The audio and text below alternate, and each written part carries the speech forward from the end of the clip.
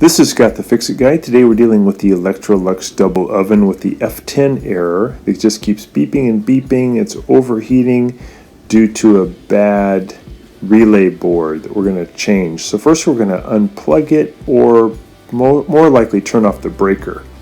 You're going to make sure you have no power coming to it.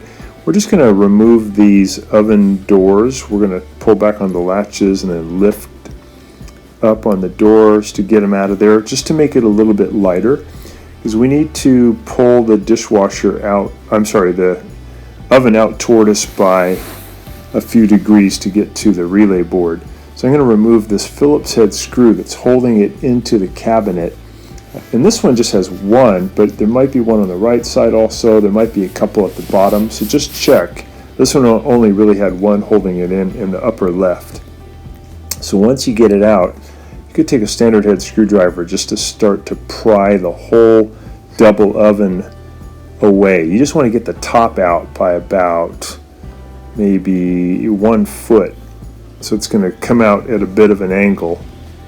And then we're going to take off the lower oven door also, just to make it lighter. And then we're going to take out some of the racks, because as we tilt it forward, we don't want stuff to come flying out. You want to be careful when you're tilting this forward. Just take your time. You want it to come forward so that you can work on it, but you don't want it to suddenly come forward at you and fall on you, and you don't want it to come slamming back. So just go slow, maybe have someone hold it for you while you replace the relay board. It doesn't take too long. So I'm getting these racks out. Again, because I'm going to tilt it, I don't want them to fall out. And these just lift up and slide out.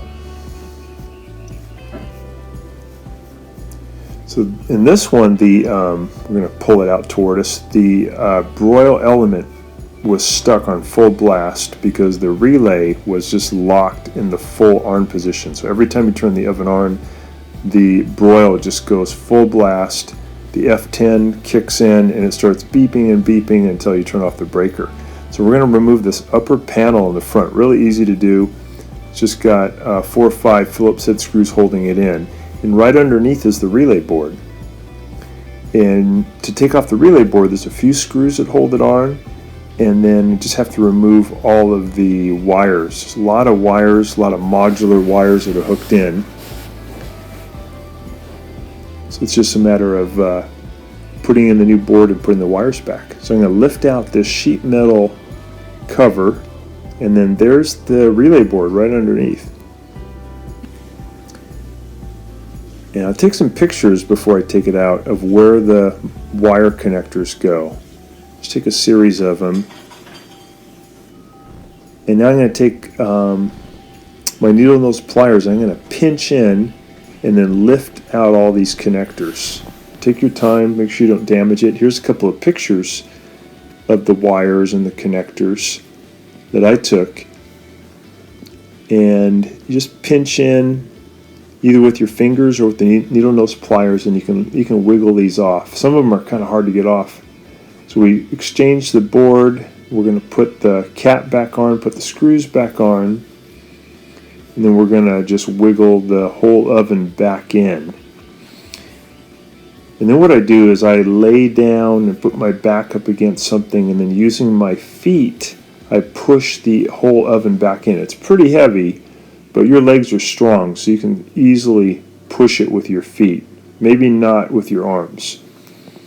So we got it all back in, and then we just got to put that screw back in to hold it.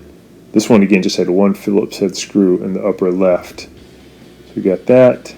We're going to put the doors back on, put them in, get down 90 degrees, and then push the latches forward again on both sides. Make sure the doors will shut. Got the lower one, do the upper one. And while I was at it, I decided to also change the temperature sensor. So pretty easy. I just got to zip off these 2 Phillips head screws, and then I can pull the old temperature sensor out.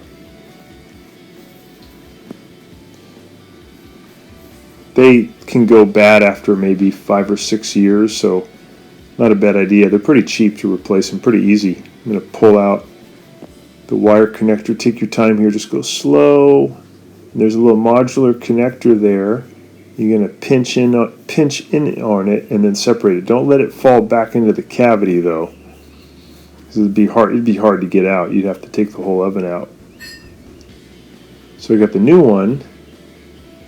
I'm just going to click that in, push everything back into the firewall, and then I'll put those two Phillips head screws in, and we're done.